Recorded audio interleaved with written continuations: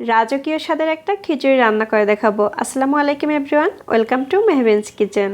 আজকে আপনাদের সঙ্গে একদম ডিফারেন্ট টাইপের একটা খিচুড়ি রেসিপি শেয়ার করব। এটা একবার রান্না করে কাউকে খাওয়ালে সে এত বেশি প্রশংসা পাবে যে সে খুশিতে আত্মহারা হয়ে যাবে। খিচুড়িটা রান্না করার জন্য প্যানে আমি ঘি নিয়ে কিশমিশ ভেজে নিচ্ছি। চুলার আঁচ কমিয়ে কিশমিশগুলো ভেজে নিতে হবে, তা না হলে কিন্তু কিশমিশ পুড়ে যাবে। কিশমিশ ফুলে যখন বলের মতো হবে তখন তুলে নিতে হবে। এর থেকে বেশি ডার্ক করে ভাজা যাবে না, তাহলে কিশমিশ খেতে তিতা লাগবে। এখন আমি পেঁয়াজের বেরেস্তা করে নেব। আমি হাফ কাপ পেঁয়াজ নিয়েছি, এরপর ভেজে নিচ্ছি। পেঁয়াজের কালার চেঞ্জ হয়ে এরকম গোল্ডেন কালার চলে আসলে চুলাটা বন্ধ করে পেঁয়াজের বেরেস্তা প্যান থেকে তুলে নিতে হবে। চুলা অন থাকলে বেরেস্তা তুলে নিতেই দেখবেন বেরেস্তা পুড়ে যাবে। এখন খিচুড়ি রান্নার জন্য প্যানে কিছুটা পেঁয়াজ নিয়ে নিচ্ছি। পেঁয়াজ কুচি দিয়ে কিছুক্ষণ ভেজে নিতে হবে। এরপর দিচ্ছি 10-12 কোয়া রসুন, 3টি কাঁচামরিচ অর্ধেক করে কেটে দিয়ে দিচ্ছি। সেই সাথে দিচ্ছি 1টি কালো এলাচ, 2টি সাদা এলাচ, ছোট 3 টুকরো দারুচিনি আর 2টি তেজপাতা দিয়ে গরম মশলার সুঘ্রাণ ছড়িয়ে পড়া পর্যন্ত এগুলোকে ভেজে নিতে হবে। কিছুক্ষণ ভাজার পরেই দেখবেন যে গরম মশলার খুব সুন্দর একটা ঘ্রাণ পাওয়া যাবে।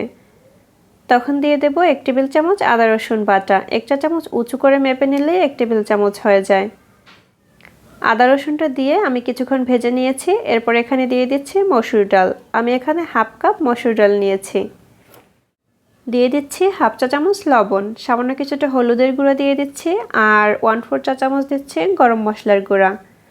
খিচুড়িটা মুগ ডাল বা মসুর ডাল যে কোনোটা দিয়ে রান্না করে নিতে পারবেন।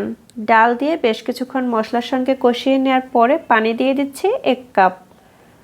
পানিটা দেওয়ার পরে নেড়ে মিশিয়ে নিতে হবে। এরপর হাই ফ্লেমে রেখে ঢাকনা দিয়ে ঢেকে বলক আসতে দেব। বলক আসার পরে চুলার আঁচটা মিডিয়াম থেকে কম আঁচে রাখবো। যখন ডালটা পুরোপুরি সেদ্ধ হয়ে যাবে তখন আমি কাঁচামরিচগুলো তুলে নেব। দেখতেই পাচ্ছেন ডালটা কিন্তু সেদ্ধ হয়ে গেছে এবং আস্তে আস্তে আছে। ডাল যেন গলে ভর্তা ভর্তা না হয়, তাহলে সেটা কিন্তু ভালো লাগবে না খেতে। এখন এখানে দিয়ে দিচ্ছি সেদ্ধ করে রাখা ভাত। আমি এখানে পোলাও চালের ভাতটা নিয়েছি। আপনারা ভাতের চাল দিয়েও এটা রান্না করে নিতে পারবেন। এই ভাতটা আমি কিভাবে রান্না করেছি সেটা একটু বলে দিচ্ছি। আমি পর্যাপ্ত পরিমাণে পানি ফুটিয়ে নিয়েছি, তাতে লবণ আর 1 চা চামচ সয়াবিন তেল দিয়ে তারপর পোলার চাল দিয়েছি। চালটা যখন 80%-এর মতো সেদ্ধ হয়ে গিয়েছে তখন আমি পানিটা ঝরিয়ে নিয়েছি। বাকি 20% সেদ্ধ হবে যখন আমরা এটাকে দমে রান্না করব তখন। ভাতটা দিয়ে ডালের সঙ্গে ভালো করে মিক্স করে নিয়েছি। তারপর 3-4টা কাঁচামরিচ আর পেঁয়াজের বেরেস্তা দিয়ে দিচ্ছি আগে থেকে ভেজে রাখা কিশমিশ আর 1 চা চামচ ঘি দিয়ে সবকিছু একসঙ্গে নেড়ে মিক্স করে নিতে হবে। এ পর্যায়ে আপনি যখন এটা মিক্স করবেন তখন আপনার পুরো বাসায় এর ঘ্রাণ ছড়িয়ে পড়বে। আবারও পেঁয়াজের বেরেস্তা আর কিশমিশ দিয়েছি আর হাফ কাপ দিয়ে দিচ্ছি লিকুইড দুধ। এরপর ঢেকে আমি এটাকে দমে রান্না করে নেব 10 মিনিট। আমি হাফ কাপ কুসুম গরম পানির সাথে গুঁড়ো দুধ মিক্স করে এই তরল দুধটা তৈরি করেছি, কারণ গুঁড়ো দুধ দিলে যে কোনো খাবারের স্বাদ বেড়ে যায়। 10 মিনিট পরে আমি খিচুড়িটা একটু নেড়ে নিচ্ছি। দেখতেই পাচ্ছেন খিচুড়িটা একদম ঝরঝরে হয়েছে।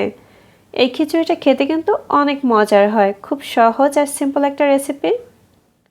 এখন আমি খিচুড়িটা পরিবেশন করে নিচ্ছি। এজন্য একটি বাটিতে আমি কিছু কিশমিশ, কাঁচামরিচ আর পেঁয়াজের বেরেস্তা নিয়েছি।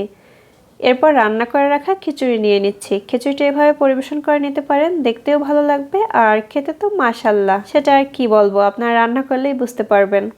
রেসিপিটি কেমন লেগেছে কমেন্ট করে জানাতে পারেন। এ ধরনের সহজ আর মজার সব রেসিপি পেতে ভিডিওটিতে একটি লাইক দিয়ে চ্যানেল সাবস্ক্রাইব করে রাখবেন। ধন্যবাদ সবাইকে এতক্ষণ ধরে ভিডিওটি দেখার জন্য। আজকে বিদায় নিচ্ছি। আল্লাহ হাফেজ।